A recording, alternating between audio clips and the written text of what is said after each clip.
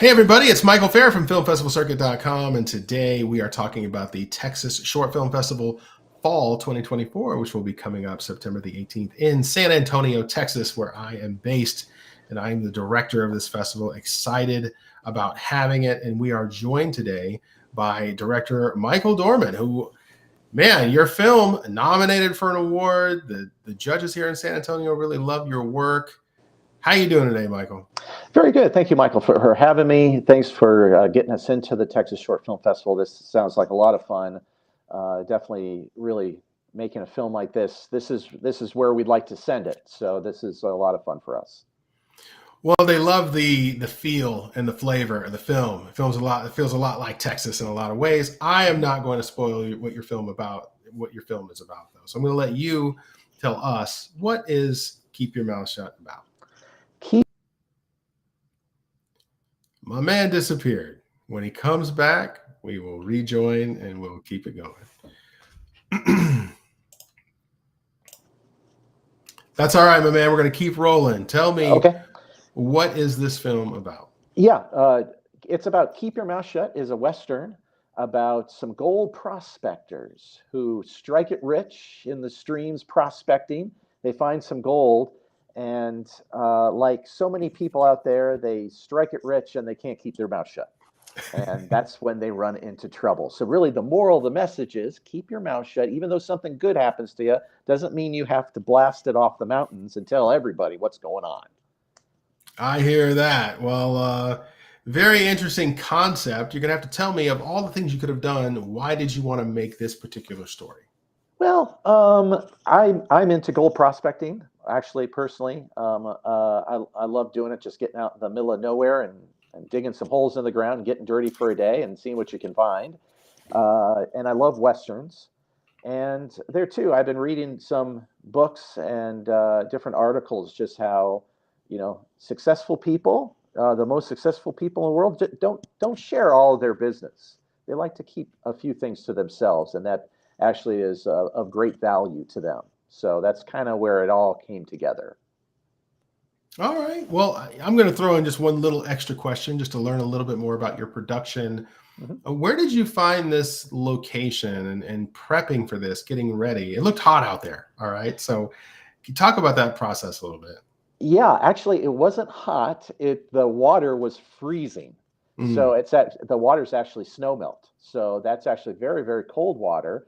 The location I've used probably in a dozen different productions, whether it be TV commercials or other short movies that I've done, even a feature that I've done, I've shot at that location out in the desert.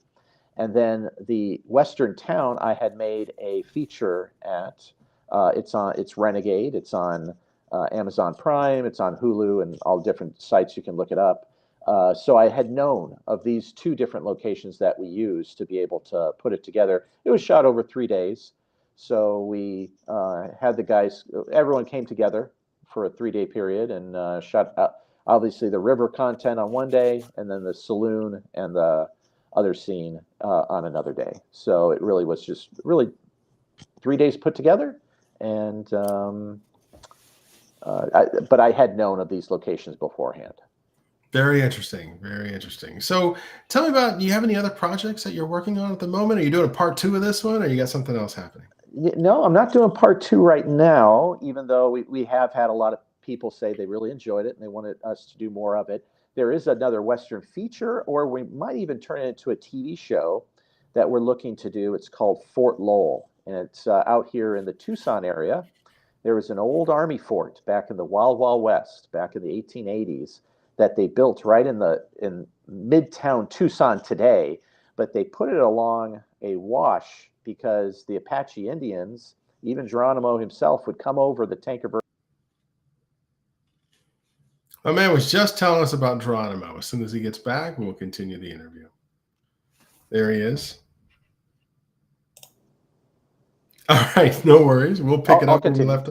Yeah. You were telling us about Geronimo, so go for it. Yeah, he would come over the Tankerville Falls area, that what's called Reddington Pass today, and he would attack the city of Tucson back in the 1870s and 1880s. So they put that Army base there, and so I just think it'd be a great spot to put a Western, because that cavalry there would have been dealing with cowboy issues.